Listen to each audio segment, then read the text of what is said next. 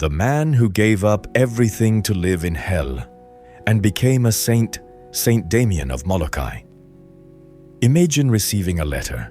It says, "We need a priest. The people there are dying alone. No one has volunteered.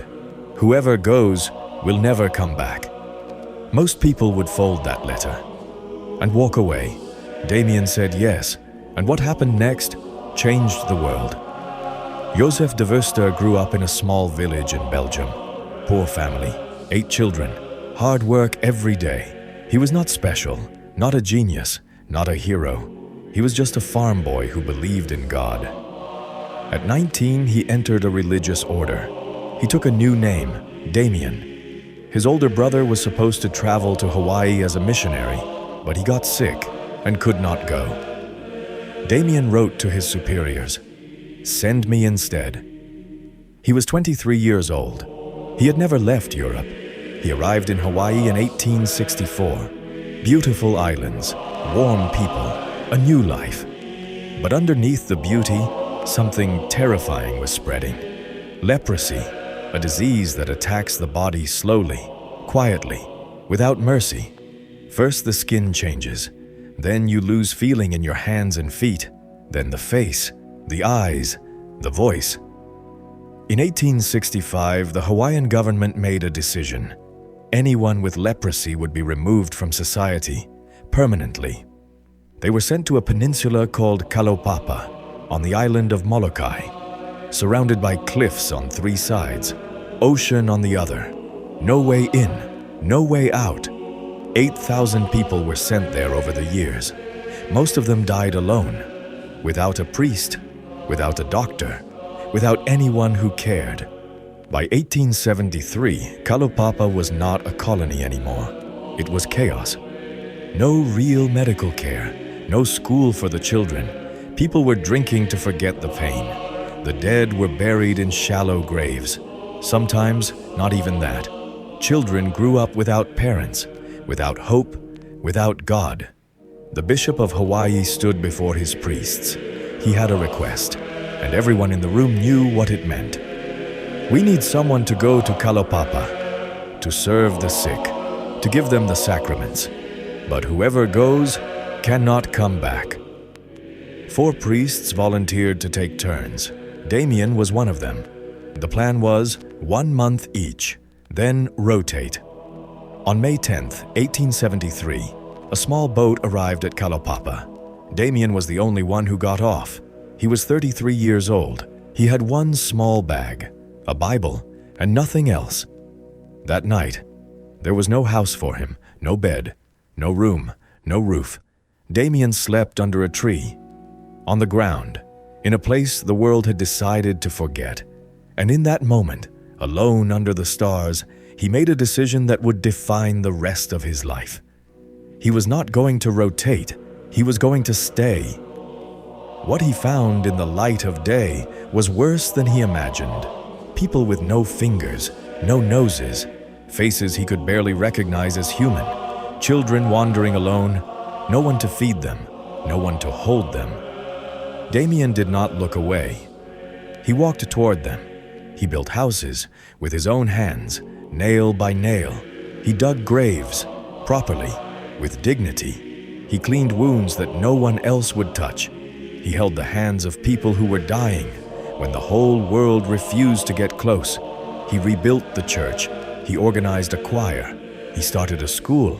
He fought the government for better food, better medicine, better conditions. He wrote hundreds of letters to anyone who would listen. And slowly, Kalaupapa began to change. But there was one question that everyone was afraid to ask. How long before the disease took him too? 11 years passed. 11 years of building, praying, fighting, serving. 11 years without a vacation, without a break, without leaving the island. It was a Sunday morning in 1885. Damien was preparing his homily.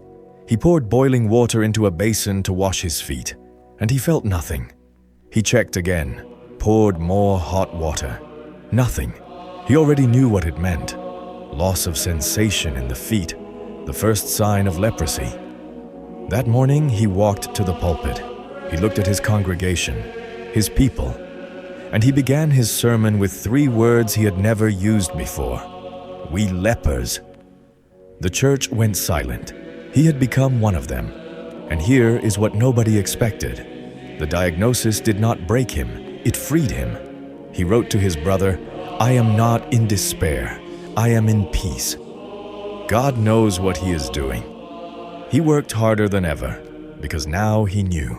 Time was running out, and there was still so much to do. News of his condition spread around the world, and something unexpected happened. People began to send help. Volunteers arrived from England, from America, from Europe.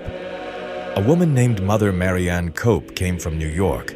She took one look at Kalaupapa and stayed for 30 years.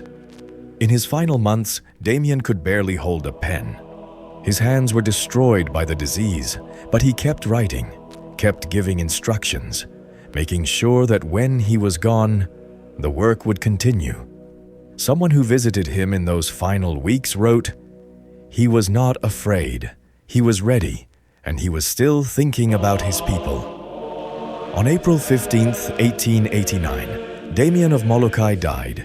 He was 49 years old. He had spent 16 years on the island. He never left. Today, Kalaupapa is a national historical park. The cliffs are still there. The ocean is still there. And the small church Damien built with his own hands still stands.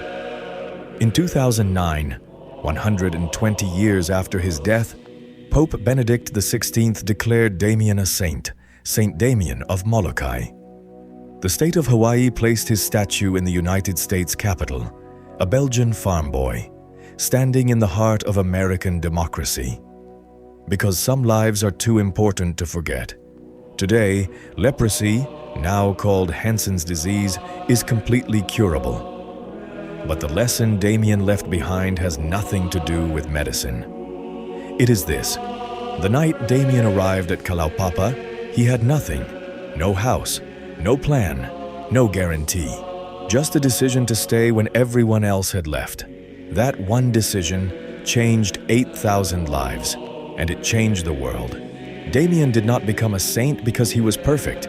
He became a saint because he chose to show up every single day, in a place the world had decided to forget. If his story moved you, share it with someone who needs to hear it.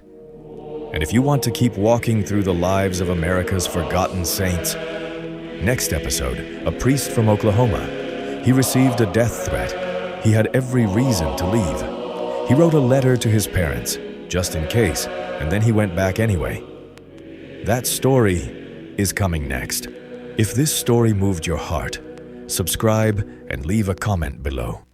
Because there are hundreds of heroes like Damien, men and women who gave everything, who built this nation with faith, sacrifice, and love. They are not in the history books, but they deserve to be remembered. This is Saints of America, and we are just getting started. See you in the next episode.